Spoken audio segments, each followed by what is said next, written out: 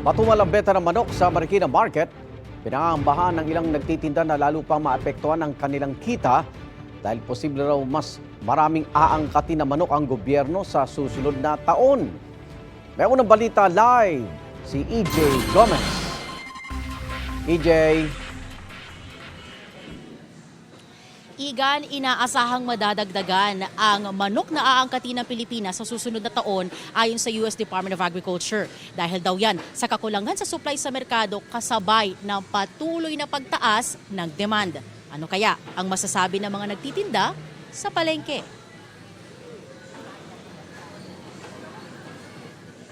Alas 5 pa lang ng madaling araw, bukas na ang tindahan ng manok ni Nanay Susan. Pero alas 6 na, wala pa raw benta.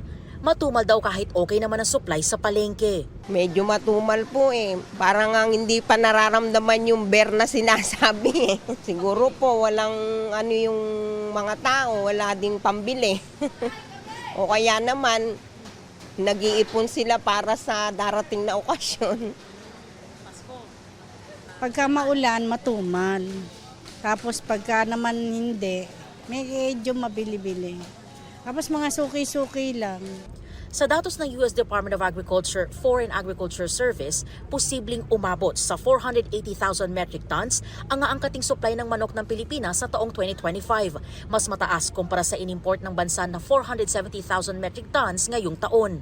Ayon sa USDA, inaasahang tataas at 2.11 metric tons ang chicken meat consumption sa bansa dahil sa paglago ng populasyon at ekonomiya, mas mabagal na inflation at sa mas maraming Pinoy na umiiwas sa baboy dahil sa African Swine Fever o ASF.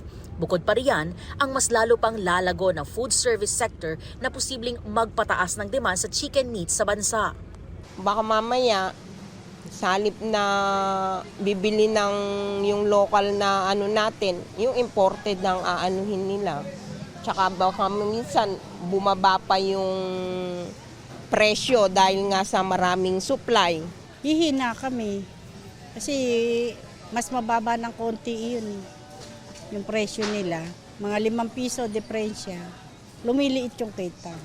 Dito sa Marikina Market, ang kada kilo ng drumsticks, wings at quarter leg mabibili sa 250 pesos. Ang fully dressed chicken nasa 240 pesos. Ang kada kilo naman ng paa, 150 pesos. Ang breast fillet, 300 pesos. Ang leeg, 120 pesos. Habang ang ulo, 45 pesos kada kilo.